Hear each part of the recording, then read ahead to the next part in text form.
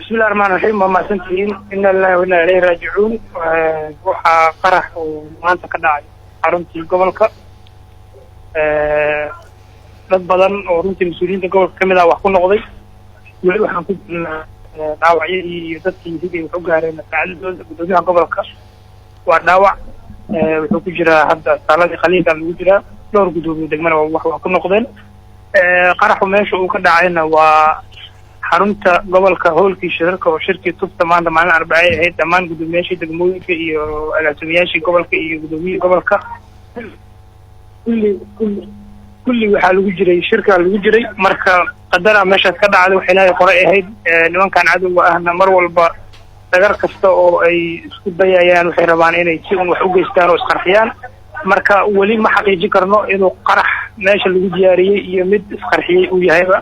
dib ayaana rabaa inaan kasoo sheegno waxaan shacabka gobolka banaadir u baaqayaa inay isdejiyaan waxa dhacan ay tahay wax qadara oo ilaahay qoray gudoomiyihii gobolkana waa uu nool yahay haddana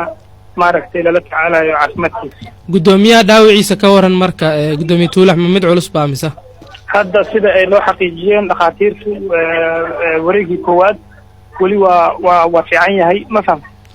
qaliinuna hadda ku jira marka qaliinka markuu kasoo baxa kadib aan xaqiijin doonaa sida ay xaaladdu tahay dhowr gudoomiye degmaha qaraxa ku dhintay ayadana dib baan kasoo xaqiijin doonaa magacyada iyo inta dhaawaca ah iyo inta ay wax noqotay laakiin waxaan rabaa shacabkeena u sheego inay tahay waxaan wax qadara oo ilaahay qoray qofkii ilaahay u qorana uu dhimanayo inayna isdejiyaan nimankaan anaga mar walba oo nagama leexin doonaan maaragtay howlaha aan qaranka u hayno si walba iskugu dayaan inay dhibaato u geystaan